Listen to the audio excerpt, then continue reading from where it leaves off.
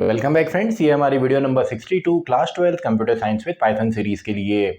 और प्रीवियस कुछ वीडियोस से हम डिस्कस कर रहे थे चैप्टर नंबर 2 फंक्शंस को। और इस वीडियो में हम डिस्कस करने वाले हैं रिकर्सिव फंक्शंस के बारे में। देखिए, वैसे तो ये आपसे एग्जामिनेशन के अंदर ये कॉन्सेप्ट जो है नहीं पूछा जाता है, लेकिन ये भी काफ़ी इंपॉर्टेंट टॉपिक है आपका फंक्शंस के अंदर।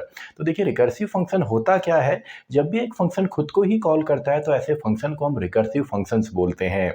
और इनके एप्लीकेशंस भी हैं, जैसे हम फैक्टोरियल कैलकुलेट कर सकते हैं, सम अप हम यहाँ पे नंबर्स का कर सकते हैं। तो इस कॉन्सेप्ट को हम यहाँ पे समझेंगे कि आपका जो रिकर्सन है ये किस तरीके से वर्क करता है। तो स्टार्ट करते हैं। इस वीडियो में हमने समझना है रिकर्सिव फंक्शन को। रिकर्सिव फंक्शन, तो देखिए, रिकर्सिव फंक्शन एक ऐसा फंक्शन जो कि खुद को ही कॉल करे।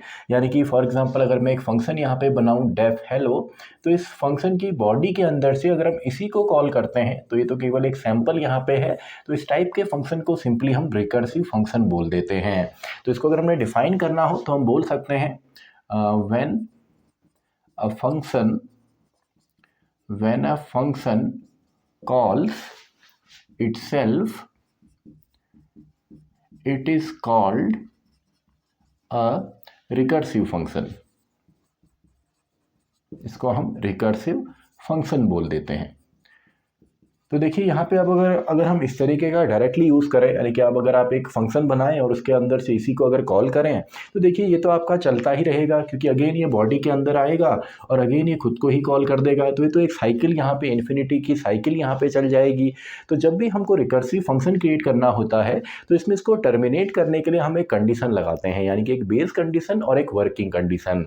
क्योंकि देखिए, जब भी आप किसी भी प्रोग्राम कोड को एग्जीक्यूट करते हैं तो हमारी कंप्यूटर मेमोरी 4 पार्ट्स में यहाँ पे डिवाइड होती है, जिसके अंदर सबसे पहले हमारा होता है प्रोग्राम कोड, यानी कि जो प्रोग्राम का कोड है वो इस मेमोरी में स्टोर होगा। इसके अलावा आपका एक होता है हीप, यानी कि जो खाली मेमोरी आपका होता है, मेमोरी का ढेर। और इसके अलावा आपके ग्लोबल वेरिएबल्स के लिए अलग होता है ग्लोबल वेरिएबल्स, और फाइनली आपका स्टैक होता है। तो जब भी हम फंक्शंस के साथ वर्क करते हैं तो स्टैक मेमोरी हमारी यूज़ होती है। और जैसे मान लीजिए अगर हम एक फंक्शन को कॉल करते हैं तो वो स्टैक के अंदर आपका चला जाता है।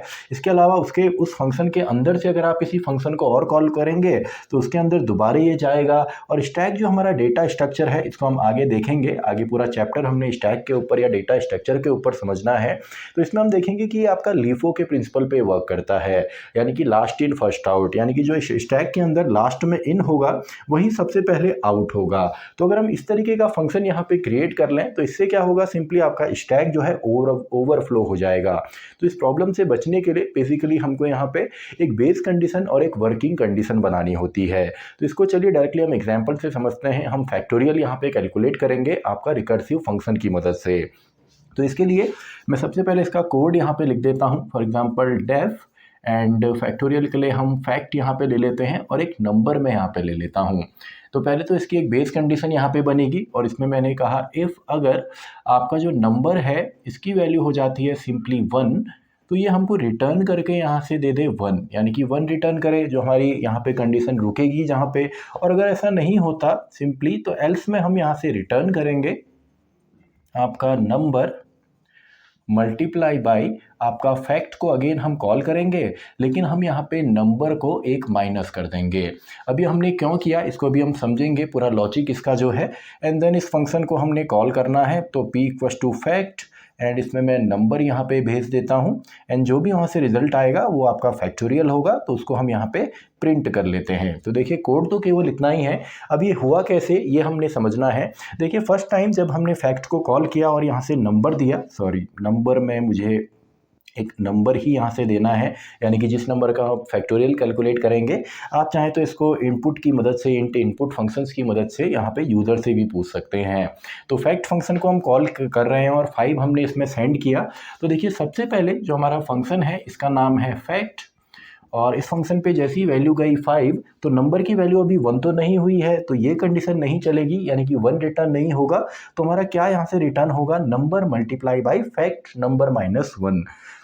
यानी कि आपका रिटर्न किया है नंबर को, यानी कि 5, देन मल्टीप्लाई एंड देन हमने एक फंक्शन को कॉल कर दिया सिंपली फैक्ट, जो कि यही फंक्शन है, और इसमें हमने नंबर -1 दिया है, यानी कि यहाँ से हमने वैल्यू दे दी 4। तो देखिए ये फंक्शन का स्ट्रक्चर है बेसिकली। जब पहली बार इसको हम कॉल करेंगे तो अब देखिए यहाँ से फंक्शन को अगेन हमने कॉल किया है, तो इसके लिए भी हम डायग्राम यहाँ पे बना लेते हैं। तो ये हमारा फंक्शन बन गया सिंपली फैक्ट, एंड इसके अंदर से अब देखिए फैक्ट 4 को हमने यहाँ पे जो वैल्यू है 4 भेजी है, तो यहाँ पे क्या आएगा, अभी नंबर की वैल्यू 1 तो नहीं हुई, तो अगेन यही कंडीशन हमारी चलेगी, यानी कि नंबर, यानी कि simply 4 then multiply by fact number -1, यानी कि सिंपली फैक्ट और नंबर था 4, तो यहाँ पे आ जाएगा सिंपली अब 3।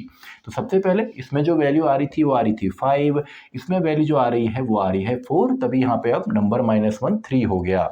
तो अगेन इसने खुद को यहाँ पे कॉल किया है, तो यहाँ पे आपका अगेन बन जाएगा सिंपली फैक्ट, नंबर यहाँ पे आया 3, तो यहाँ पे बनेगा 3 मल्टीप्लाई बाई फैक्ट और इसके अंदर 2, एंड देन 2 के बाद अगेन हमारा जो फंक्शन है उसका नाम है सिंपली फैक्ट, और वैल्यू अब यहाँ से आई है 2, तो यहाँ से हम सेंड करेंगे 2 मल्टीप्लाई बाई फैक्ट और सिंपली यहाँ पे चले जाएगा 1।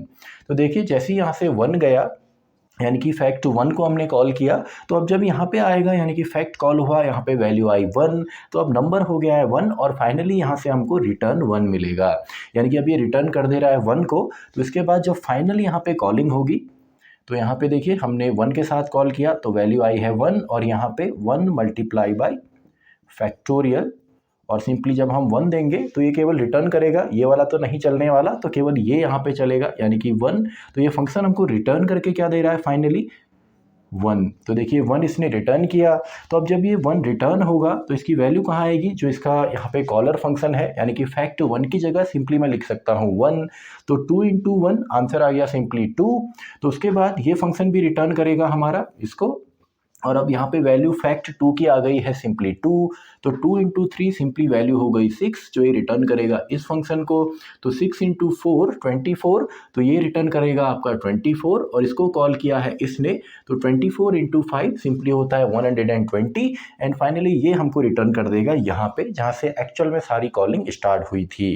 तो ये हमारी बेस कंडीशन है, क्योंकि अगर आप बेस कंडीशन नहीं देंगे आपका रिकर्सिव फंक्शन में, तो सिंपली आपका कभी भी टर्मिनेट नहीं होगा, और आपका लास्ट में यहाँ पे स्टैक ओवरफ्लो की प्रॉब्लम आएगी।